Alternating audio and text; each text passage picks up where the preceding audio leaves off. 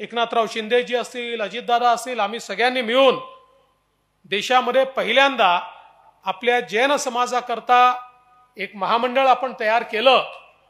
आता हे महामंडळ नवीन आहे, त्याच्यामध्ये काही सुधारणा आपण सुचवलेल्या आहेत, त्यातले काही नवीन कार्यक्रम झाले पाहिजेत, त्यातनं काही नवीन योजना झाल्या पाहिजेत, आमच्या नव्या पिढीला त्या ठिकाणी व्यवसायाच्या दृष्टीनं काही नवीन अशा प्रकारच्या योजना मिळाल्या पाहिजेत।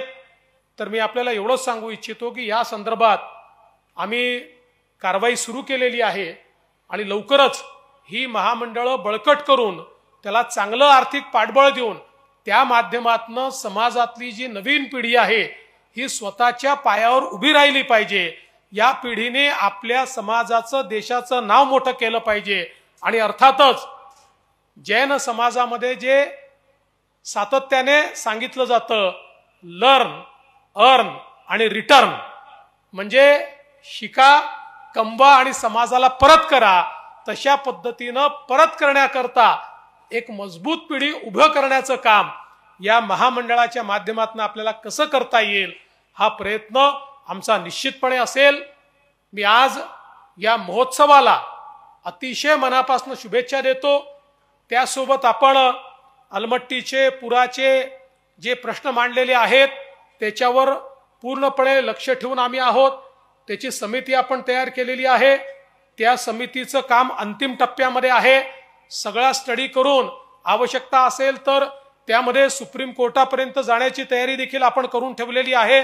त्यामुळे कुठल्याही परिस्थितीमध्ये आपल्या कोल्हापूरच्या किंवा सांगलीच्या भागाला पुराचा धोका निर्माण होणार नाही, याकरता जे जे काही करावं लागेल ते करण्याचा प्रयत्न आपला निश्चितपणे असेल।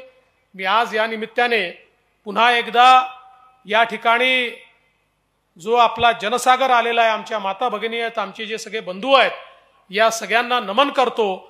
आणि विशेषतः या ठिकाणी परमपूजनीय आचार्य विशुद्ध सागरजी महाराज आणि परमपूजनीय जगद्गुरु भट्टारक महास्वामीजी या दोघांसोबत मंचावर उपस्थित सर्व मुनिजनांचे आशीर्वाद घेतो।